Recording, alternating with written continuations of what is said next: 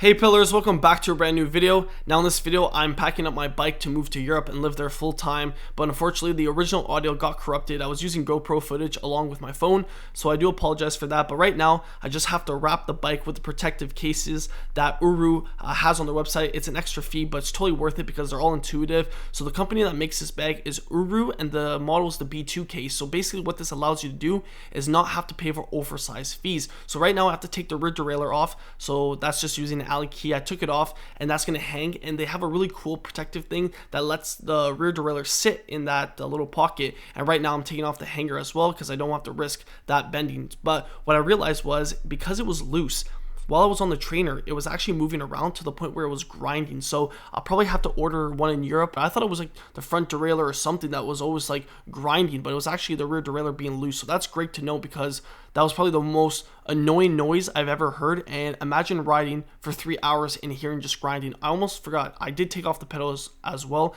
I guess I didn't have that on footage, but I took off the pedals using an Allen key. Pretty simple. And there's a little section of the case where you can actually put the pedals. So right now you see on the floor there's some wheel bags, but right now this is what it looks like. I put a rag to protect the chain from the bike from scratching it. So that's really important, that if you have anything laying around, extra socks or shirts you don't care about, you try to use as much to protect the bike as you can. But I'm just trying to explain that this rear triangle protective piece is so intuitive that it allows a little pocket for the rear derailleur to sit, and then it has Velcro straps that the ORUCASE comes with, and you can just strap it onto your bike and actually protect it. So now I'm just explaining that I'm gonna have to do this all over the bike, and each piece is very unique to the part of the bike.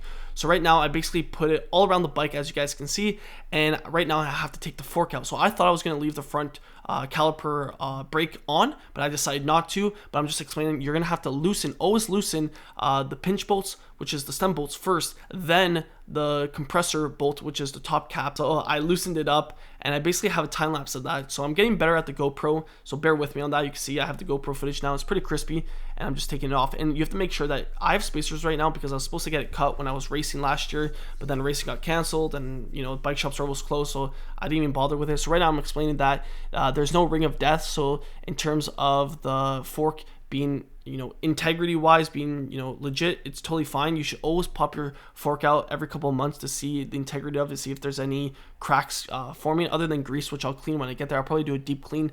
I'm like, yep, the fork is totally fine. And you want to make sure that you know how the spacers go on. That's super important. You put it onto the fork the way you found it when you took it out. So right now I'm just trying to figure out, I've never really done this, I've never traveled with my bike, so I'm just trying to figure out everything for the first time. I'm obviously gonna get better at this. So I basically said right there, I took the front caliper off because it was just a headache to have to maneuver. It's a lot easier if you have the fork free, but obviously that's a scary feeling if you haven't taken it off. And you can see I put all the spacers the way I found them, and I'm just showing that you have a protective piece that goes on top of that as well, on top of the fork. So it's very intuitive. ORUCASE did an amazing job. So here, I don't know, I'm pretty sure that you don't have to remove your bearings, because I didn't know if I would have to have a special tool. Like, I totally forgot. I haven't worked in a bike shop for a while, but I didn't want to run the risk, and worst case, if they fell out, they fell out. But you have to mark with tape. I didn't have electrical tape, I had Scotch tape where your seat height is, and you have to take out the saddle as well because it won't fit. And I'm a tall guy, so 6'2",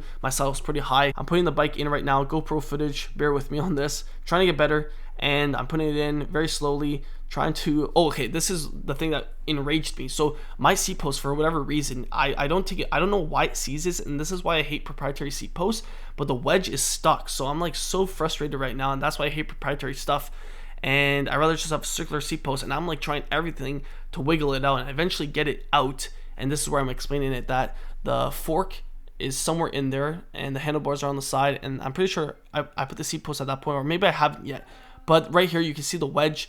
It's like a 3-piece wedge that Giant uses, and it was just the most annoying thing ever. So I'm just explaining that, yeah, like, you really don't want to have to deal with that. It's just something that's really annoying. And I heard a little pop, but I wasn't too sure if I cracked something, but I didn't. And it has a little pocket, which I'm explaining that you can put loose end little parts of the bike in there, and I was going to put my pedals in the same one but on the rear right now. So following along, I have the whole bike in. You can see that I put the seat post on the left hand side, the fork is on the right hand side. I put a sock to protect it, just a little bit more added protection, and then I put another sock on the seat post. and you just want to position it in a way that it's not going to ding around. Then again, I think when you put the wheels in with the wheel bags, that protects the bike very substantially. So I'm explaining right now. I'm going to take the Mavics and put them in the wheel bags, and then put it into the bag. And you can see, like, you're like, how is that going to all fit together?